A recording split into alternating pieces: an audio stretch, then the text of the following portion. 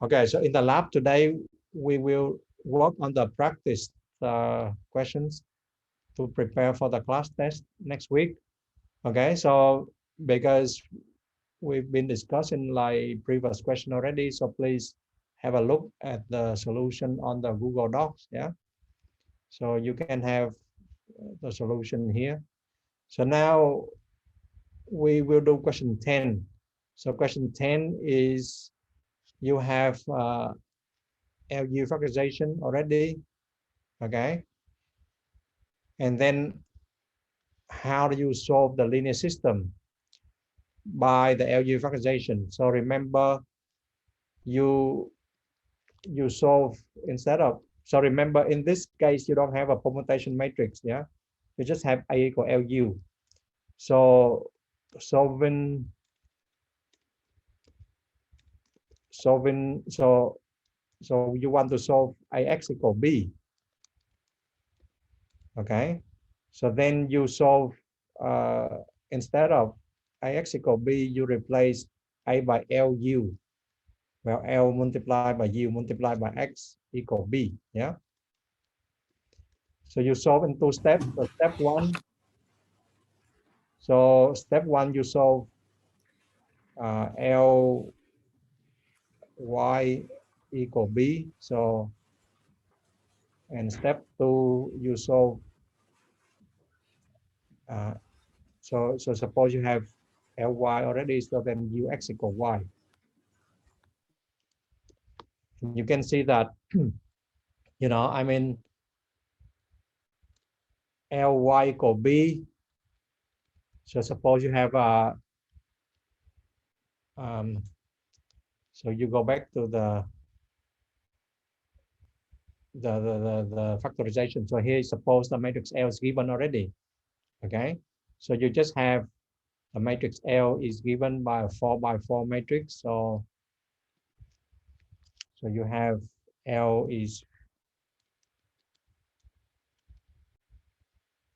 1 0 0 0, and then, well, maybe let me just write down the entries that I know.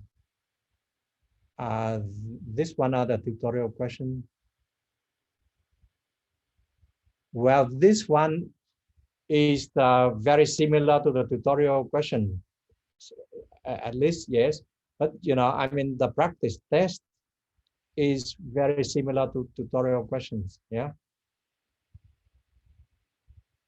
So, and you know, like the previous question was done in the previous labs, because I have 3 labs, yeah. And then because we have like 16 questions, so I just doing bit by bit. Okay, at first I expect somebody will help me, but so far I don't see anyone put in the solution. Well, maybe only question 1. Okay. Okay, so now I start working on the on this question. Yeah, question 10. Okay, so we have a matrix L look like this, and then so this one is upper triangular matrix, yeah. Sorry, a lower triangular matrix, and then you got minus a half, 1 1/4. So minus a half,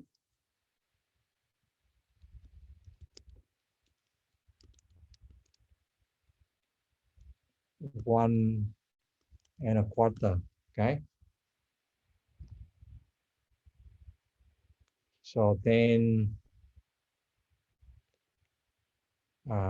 you have 0 0 here. So if somebody can fix the fraction into a nice format, then please help me, okay? Because you can ask Google Docs to make a nicer fraction. So here we just have 0 0. Okay, and this one we just have 1.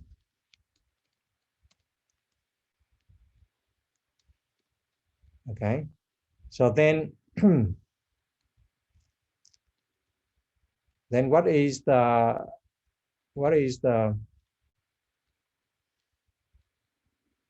vector y? Well, we don't know, right? So we write y1, sorry. So we write y1 here, y1 and y2. Sorry, because I cannot draw the vectors. I just use the MATLAB notation, but you can understand, yeah? So y3 and y4. Okay. So this one is like you multiply, okay? So you multiply the matrix L with the vector y, okay? And then you get a vector B. So you get a vector B. So somebody can make the y1, the number 1 become a subscript. So, sorry, become a super, yeah, become a subscript. Yeah, it would be nice, yeah. So you got 4, 5, 16, 16, yeah. So 4, 5, 4. Yeah, thank you. 4, 5, 16, 16.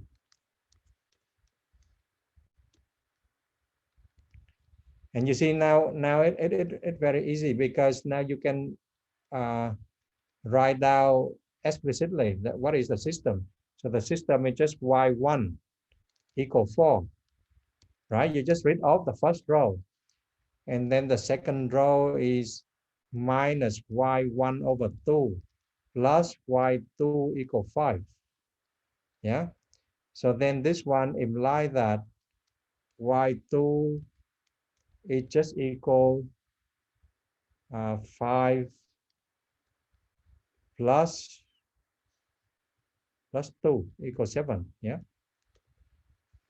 Because this one is y2 is just 5 plus, maybe I should say 5 plus y1 over 2. And y1 over 2, y1 is just 4, so y1 over 2 is just 2, right? Okay. And then you similarly you can have y3. So now you have y, if you read off the third row, then you have y1 plus 0 y2 plus y3 equals 16. Okay. So then therefore you just have y3 become 16 minus y1 or 16 minus 4, okay, or 12. Yeah. So very, very simple when you use the forward substitution. And then the last equation is just y1 over 4 plus 0 y2 plus y3 plus y4 equals 16. Okay, so this one implies that y4 will be y1, sorry, 16 minus y1 over 4 and minus y3. Okay, so what is just 16 minus, well, y1 is 4, 4 over 4 is 1, and y3 is just minus 12. Okay, so then this one gives you 3. So you got the vector y, and now you solve ux equal y. Yeah. So now I put in my matrix ux. So what is my matrix U? So my matrix U is here. So it's a upper triangular, right? So I have to put in a lot of 0 here. So, well, maybe not 0 here. So this one is A561. So A5,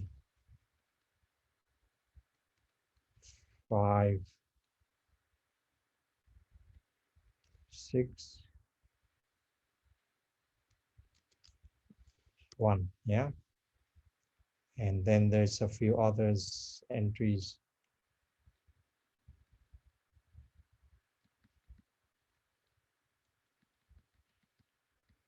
Okay, so there's a few there's other entries of diagonal. So then the other entries are, so the first is 0, 4, 4.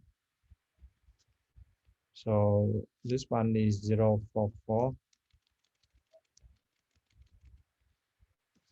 Okay, and the second row is 1 minus 1. Yeah, and the next row will be 4. Yeah, okay. And now you just put in the vector x. So the, well, this one is multiplied with the vector x. Okay, so the vector x we don't know, but we know that it's x1, x2, x3.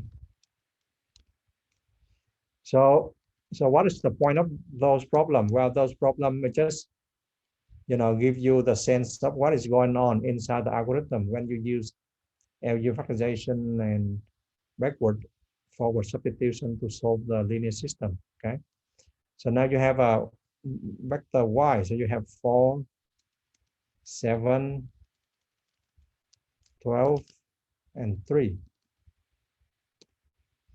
And you see that now when you put into the system, then you got x4 equal 3, right?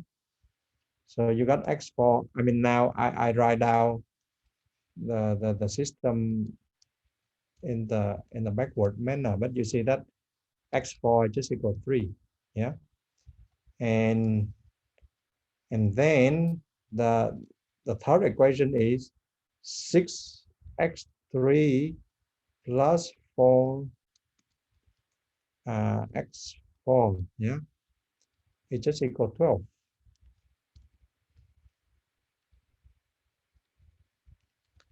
Okay, so therefore you can see that x3 is just equal 12 minus 12. Yeah, so minus 4 x4 divided by 6.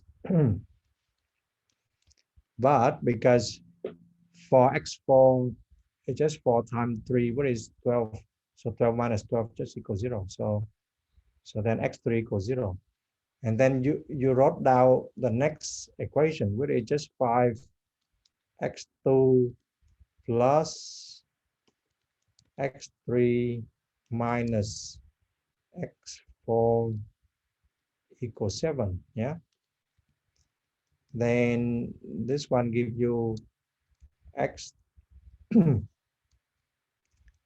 right? So x2 will be 7 minus x3 plus x4 and everything divided by 5.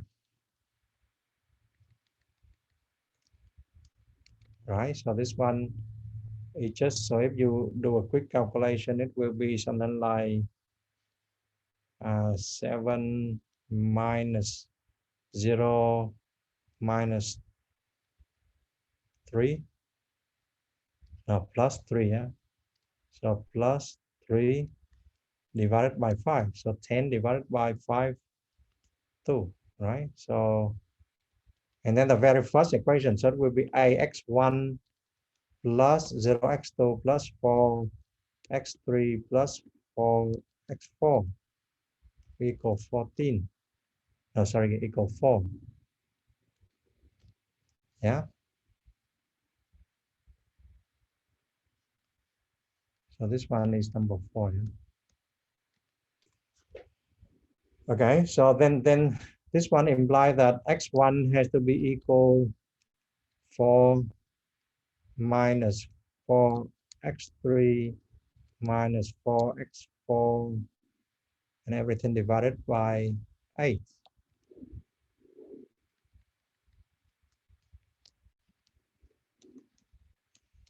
And you see it just equal 4 minus 0 minus 4x4 is 12 divided by 8. So it will be minus 8 divided by 8 minus 1. Okay, so you got the solution. So you see, I mean, so this one is just, show you how to use algebraic factorization to solve the linear system. Okay. And so the second part is how to use the algebraic factorization to solve, to get the inverse. So we don't spend time on it, but the idea is the same. Yeah. So you try to find a matrix X so that AX equal identity, and you do 2 steps. Okay, so step 1. So again, so this one is equivalent to LU X equal identity. Okay, so now you solve in 2 steps. So you solve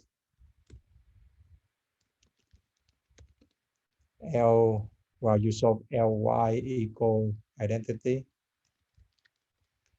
Okay, and then step 2, you solve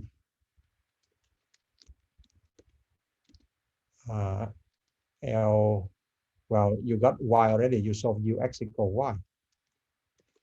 Okay, so you can look up the previous previous solution. So you see the same here. So LY equal identity. So you put the matrix L here, you put the unknown matrix Y here, and equal identity. You take the first column and you solve it to get the first column, and you get the second column and the third column. Okay, and for the second step, you have the matrix Y already. You put it on the right hand side. So the matrix X, you put unknowns. You can do matrix in Maple, yes. You can do in MATLAB, you can do in Maple, yes. But you see, this one is just a question, it was written in the time that you're supposed to do this on paper. Suppose this one, because remember the class test before was in the tutorial, so you don't have MATLAB or Maple.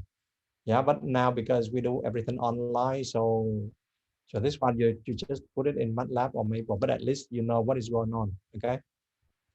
Yeah. So because of COVID, so you are allowed to use MATLAB or Maple or whatever. Yeah. Or you can put in Google. Actually, nowadays you can put in Google, solve this linear system, and maybe it can solve it. Okay. But you see, in the old days, then this one you have to do it by hand. But you see now, suppose you have MATLAB, Maple, Google, then I give a harder question, because open book exam is on way a bit more difficult than some question like this in the past. Okay. Okay, so now go to 11. So 11 we solved it already in the previous class. So what is the definition of the Cholesky factorization? So if the matrix is symmetric and positively definite, yeah, then there's this triangular matrix R, so that A equal R transpose times R. Okay, and the matrix R has a property that all the diagonal entries are positive. Okay, and so the necessary sufficient condition to have a Cholesky factorization is the matrix must be symmetric and positively definite. Okay, and now for question 12. So 12, is a bit theoretical. So what is the definition of the condition number? Okay. And what is the, well, in terms of the norm, and prove that condition number of the product is less than the product of two condition numbers. Okay. So this one, first you have to prove that for two matrices. Yeah. So this one is for two matrices A and B of size n by n. Yeah. Then the product of the two matrices, when you take the norm, it will be less than or equal the product of the two norms of each matrix. Okay. And we prove it by, this definition. So if you take the norm of the product AB, then it's just a sum of the ratio AB multiplied by the vectors. You take the norm and you divide it by the norm of the vectors. Okay. So that is the first step. And then the second step is, well, this one is the property of the norm. Yeah. So maybe this one should be explanation in the line below it. So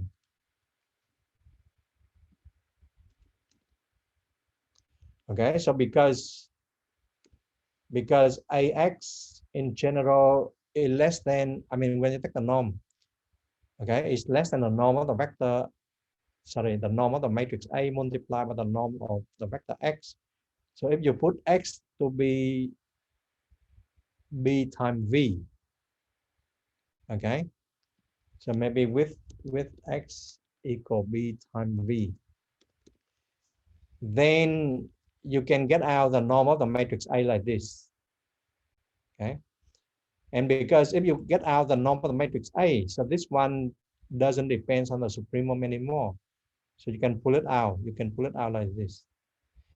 And what inside the supremum here is just the definition of the norm of the matrix B. Okay, so that's why you have norm of A times the norm of B. Okay. And hence you apply the definition of the condition number, which is just the product of, so strictly speaking, this one should be one more line, yeah, one more step. So let me put one more step here. This is correct, but we need one more step.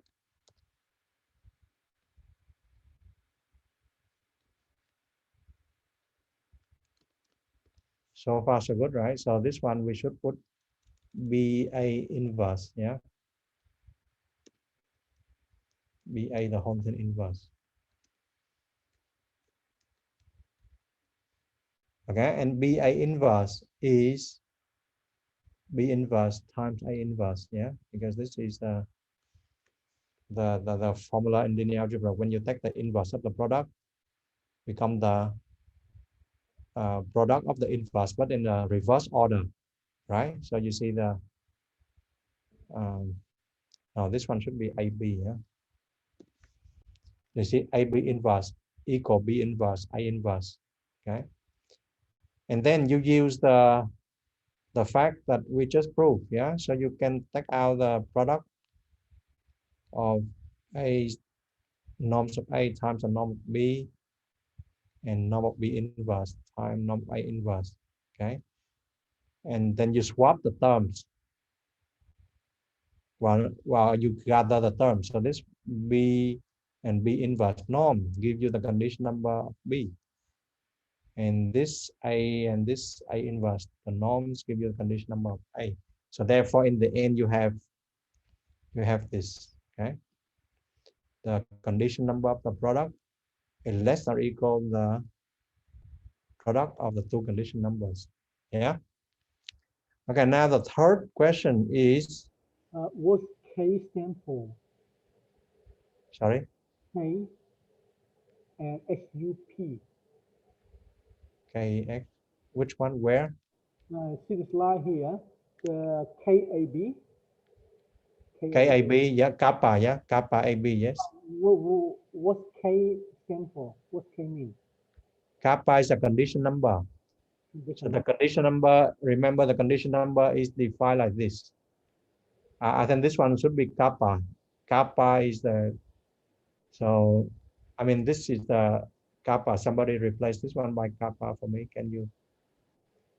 So kappa is the condition number of the matrix. And it's defined to be the product of the norms of the matrix multiplied by the norm of the inverse of the matrix. Yeah, thank you. On the I can see that Yeah. A being norm equal to sub SUP. I not recognize SUP. Sorry, where is it? You see here, I 1, 2, 3 line, the third line. Double I, yes, yeah.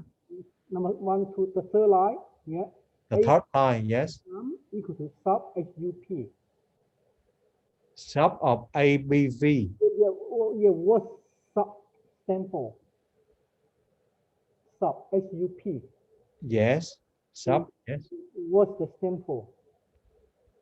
What is the What is SUP? Sub. You mean what does it mean? Yeah, yeah. Sub is just the same as the max. Sorry. Because, you know, max is when you can achieve. I got it maximum. No, max. Yeah. It could be, is it sub is like supremum is when, you know, maximum cannot be achieved. But, you know, like maximum is when it can achieve. So maybe we can use max instead of sub. So, but it's the same, yeah, sorry, yeah.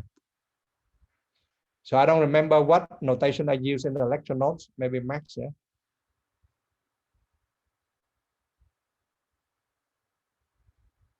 Yeah, so just a maximum of that ratio, yeah.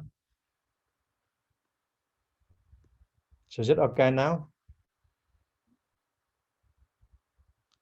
Okay, so maximum, okay. Sorry about that, but yeah, supremum is, you know, like the same effect, okay. So take the maximum, yeah. So change it to max as well, yeah. Okay.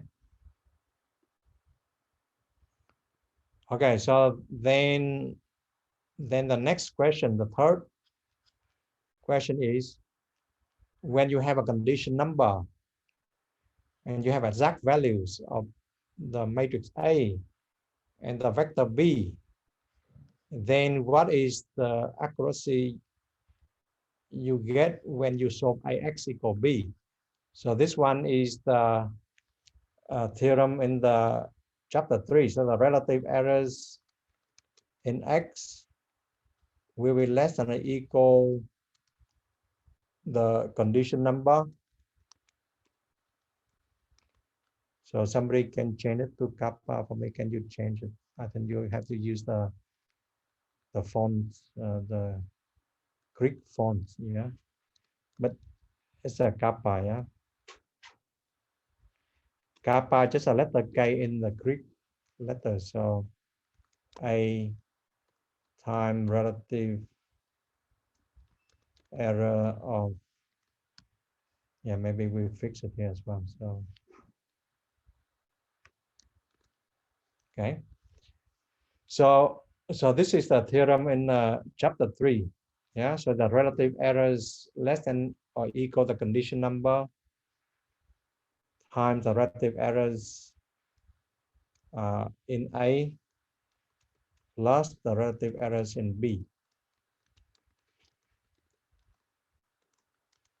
Okay. And then now you have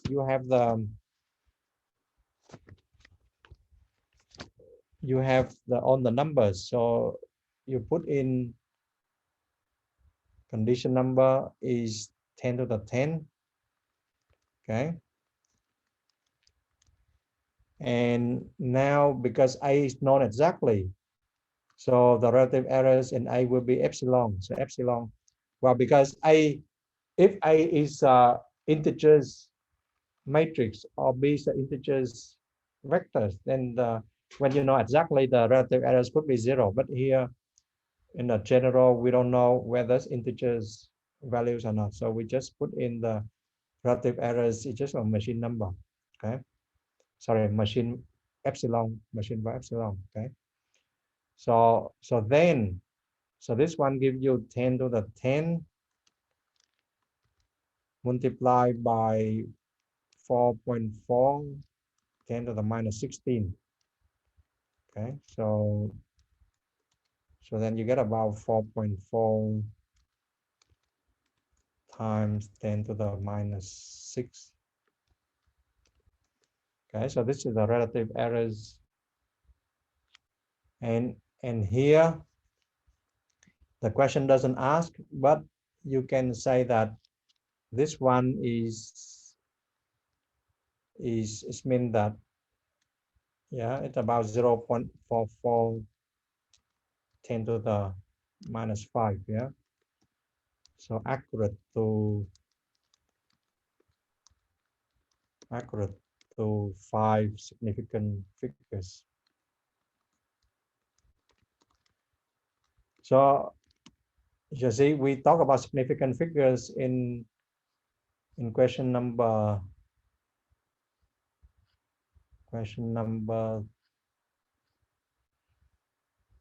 7. Yeah, so significant figures are defined in chapter 2 lecture notes. Yeah, and essentially, you know, x is exact quantity. Yeah, exact real number, and x star is the approximation. Then x star is accurate up to the significant figures.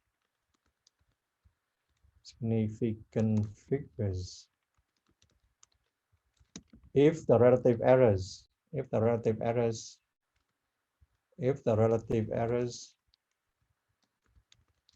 would it just defined to be x minus x star divided by x in absolute value is less than 0.5 10 to the minus d. Okay, so this is a definition in chapter 2. Yeah, so that is related to this question. Okay, so that is number 12. Okay, so now how about number 13?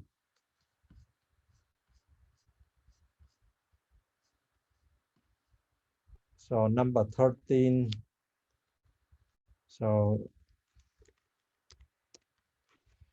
you can see that number 13 is a bit lengthy. Yeah, so you have a series. Well, you have a series of linear system. Yeah, but the matrix A is fixed. Okay, so you have to solve m of them. And now, so there's a lot of information here. So I assume that A is known exactly, and smallest, largest eigenvalues of A are given like this. So then you can extract the condition number here. And then the right-hand side, you know, have a relative errors of not much. And then for LU factorization, you have 2/3 and cube, Cholesky 1/3 and cube, and forward backward substitution and square.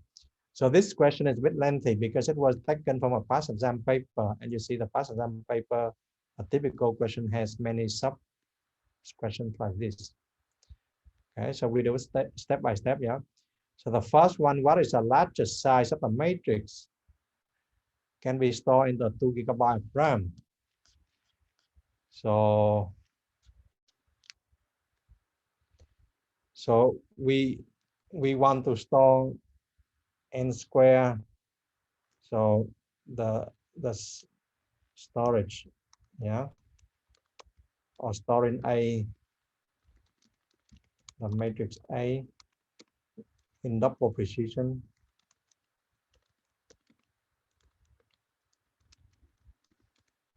will take n square times 8, yeah, bytes, yeah. And now because you have only two giga RAM, yeah, so you have 2 giga RAM, so you say that, okay, the maximum of this one is 2 gigabytes, sorry, 2 gigabytes, yeah?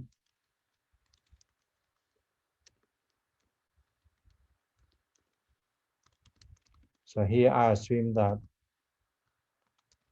1 gigabyte is 10 to the 9, 1 billion bytes, yeah. So there's another convention would say that 1 gigabyte is 2 to the 30 bytes, which is slightly bigger than 1 billion. But it's up to you, you know, you can use either convention, but then you have to give assumption. And then you can solve for this. So n will be less than or equal. So n will be less than or equal square root of a, no, maybe 2 10 to the 9 divided by 8, okay? And you can put in MATLAB, and then it say that this one is about 15811.3, yeah? So, but you have to give integers value, because n is the size of the matrix. It cannot have a fraction like this. So it could be rounded. I mean, rounded down, right? You cannot round it up because your matrix has to be of this size. Then it will fit into the RAM, fit into the memory. Okay. So 15,811. Okay. So now the next Wait, question. how do you know it's 8 squared? How do you know that 8 times square? Well, Is it because because one? Yeah, is it because one entries, because one double precision entries, 8 bytes? 8 bytes, yes. All right. Yeah. Thank you. Okay. So if we have a complex matrix, then it will be 16 bytes for each entries. Okay, so here we assume that's a real matrix. Well, it doesn't say anything, then you just assume that it's a real matrix. Otherwise, you see, actually this one is double precision, using double precision. Yeah. So double precision means that every entry is 8 bytes. Yeah. Okay. So number 2 is now, suppose you want to solve AX equal B in 10 seconds. Okay. On a 3 gigahertz PC, assume that the PC can do 1 floating point operation per clock cycles. So this one you have to count the flops. Yeah. So now assume that you solve the system by LU factorization. Well, because they don't say that the matrix positive definite, so you just use LU factorization, yeah. Then the number of flops, floating operation to solve AX equal B will be 2n cubed over 3 plus 2n squared, right? Yeah. So 2n cubed over 3 will be for LU factorization, and 2n square for the back and forward substitution. And now, so how many flops you can do in 1 second?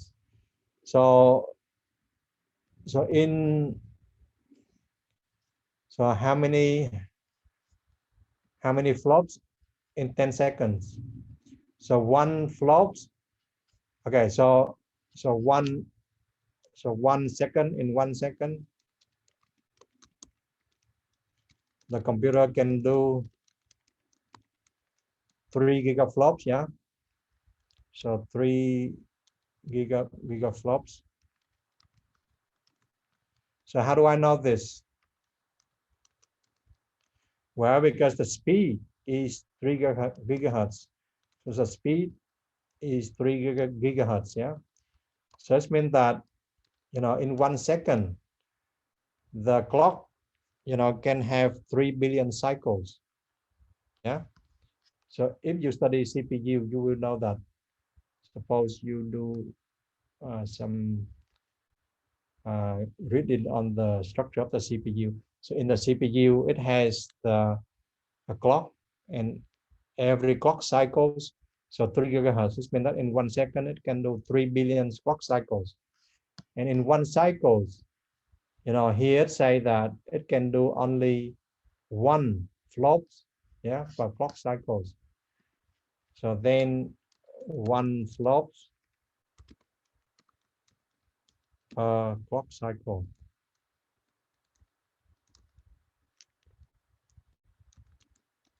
Okay. So then here the question says that in 30 seconds, so in 30 seconds, then the computer can do, multiply, sorry, not 30 seconds, but in 10 seconds, sorry. In 10 seconds, yeah. In 10 seconds, then you just multiply this one by 10.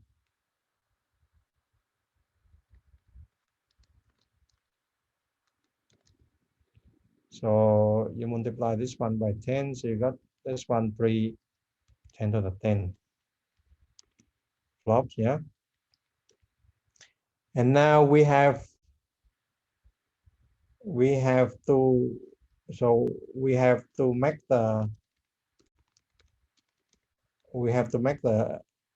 number of flops less than, well, so this one is a number of flops for solving the linear system of size n by n, less than this constraint, yeah. So 3 multiplied by 10 to the 10. Okay. So then you have to solve the equation. But you see, solving this equation is not easy. Yeah. So now suppose you ignore, I mean, if you can solve this cubic, that is good, but I cannot do it. So I suppose I ignore the n squared term.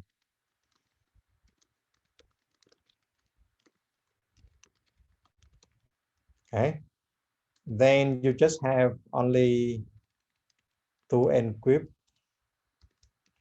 So because n is of order 1,000, so, or 10,000, so you ignore the n squared term is still okay. You give a good estimate. Okay, because otherwise you have to solve this cubic equation, yeah. Then you have n is less than or equal 3 times 10 to the 10 and multiplied by 3, so it becomes 9. Well, 3 multiplied by 3, and you divide it by 2.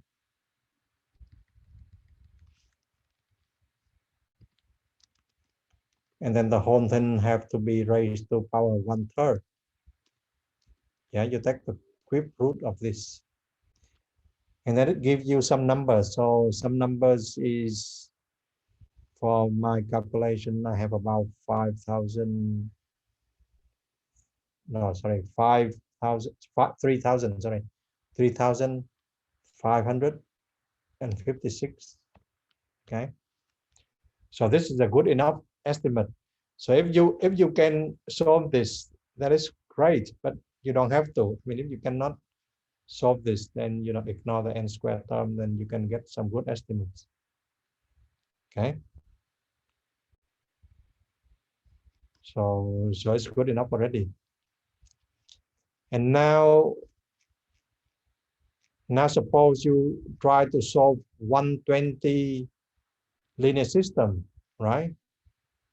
Then does it take 20 minutes or not? So solving, suppose one linear system is 10 seconds, so 120 times 10 seconds will be 1,200 seconds, 20 minutes. So is it correct or not? Well, we have to do some counting, okay? So suppose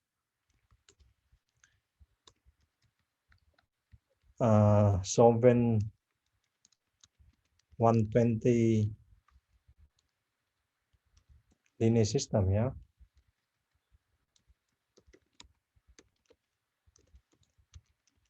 So now, if you use the LU factorization, if you use LU factorization, yeah, then you need to complete LU factorization only once, yeah. So it takes 2n cubed over 3 flops. Okay. So what is, so in this case will be 2 multiplied by, or maybe we just leave it there, yeah. So, and then you use back and forward substitution, yeah. So maybe forward and then back substitution. So remember, so now how many systems you have? So you have m of them, right? So you have m multiplied by 2n squared.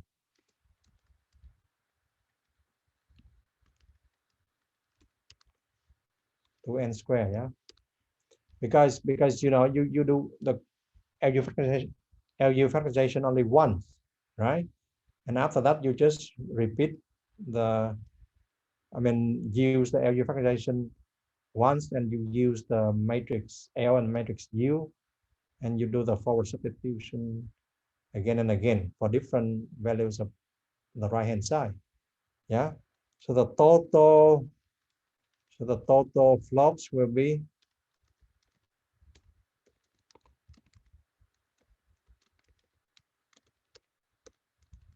2n cubed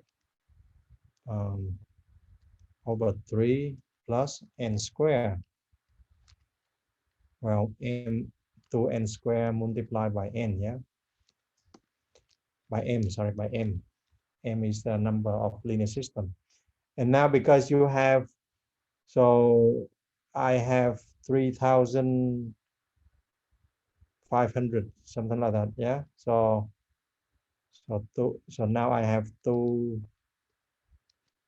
so 3,556 raised to the power 3 divided by 3 plus 2 times 3,556 square multiplied by 120. Sorry, do we have 1 billion clock cycles? Yeah, we still use the same computer. So still 3 gigahertz. Sorry, 3 gigahertz is 3 multiplied by 10 to the 9 clock cycles. Okay, so it will come later. Yeah. So but see now, first you compute the total flops first. Yeah. So then this one is about, if you do the calculation, then this one is about 33 flops. No, sorry, 33 billion flops. 33 billion flops. Yeah. How do you know that n equals 3,556? How do I know? No, from the previous question, see? Yeah, in the previous question, wasn't it 15,811? No, that was even before. So this one is the largest matrix can store in the memory. But the second question is that what is the largest Oh, all right. can be solved by this computer in 10 computer seconds. in 10 seconds. Yes. Yes, so related to the question 2. Yeah. Oh, all right. Thank you. Okay. And so that's why I put it here. Yeah. Okay. So now remember, in one second, it can do only 3 billion flops. Yeah. So in 1 second, the computer can do only 3 billion flops.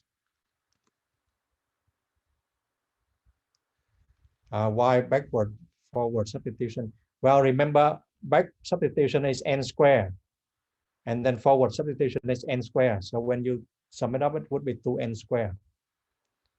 Yeah. So remember, you have to solve this. So remember, you have to solve you have to solve Ly equal b. Yeah. And then you solve ux equal y. Yeah. So this one, if you remember, we discussed in the lectures, this one takes n square flops. Yeah. So this one takes another n square flops. Yeah. Okay. So agree.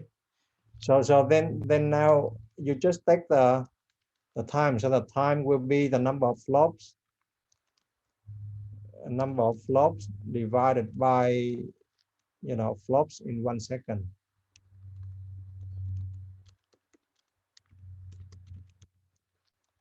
And you got 33 something to the 9 divided by 3 to the 9. Yes. So sorry, 3 10 to the 9. So it's only about 11 seconds. Okay. So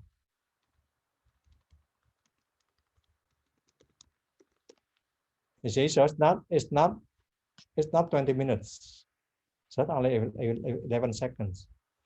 So you see, so this one, if you don't use LU factorization, okay, if you don't use LU factorization, then yes, it will take 20 minutes, because every time you solve it, it takes 10 seconds. So 120 multiplied by 10, then you get 20 minutes. But if you use LU factorization, then it will take only 11 seconds. Yeah. And we saw it in the lab already. So I mean, this one is just a theory why it's the case. Okay. So, and number 4. So number 4 is so what is a condition number? And so number 4. So what is a condition number? So if you remember, this is a condition number in the 2 norms, such as the largest eigenvalue over the smallest eigenvalue in absolute value. Okay.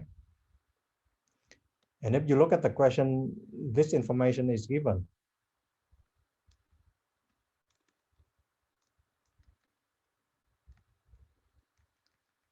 Okay, so if you look at the question, so this one is given, so it will be 300,000 here divided by 0.03, which is about 10 to the 8. Yeah. And then now the relative errors is just less than or equal the condition number multiplied by relative errors in A plus relative errors in B. Okay, and the condition number is just 10 to the 8th. And then you know that relative errors of A is known. So if you look at the question, so A is known exactly, yeah. and right hand side B is relative errors is 10 to the minus 4. So you have epsilon here plus 10 to the minus 4. Okay, so what is about 10 to the 4? So the relative error is too high, yeah.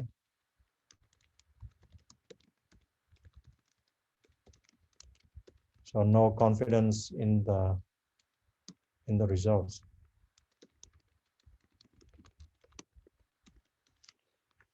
Okay, so I think we run out of time. So how do we? So maybe so there's only 3 questions left. Yeah. So hopefully some people can put some solution there. Otherwise, I will put in some solution. But you see the idea, right? So the idea is very, very related to the materials from chapter 1 to chapter 3.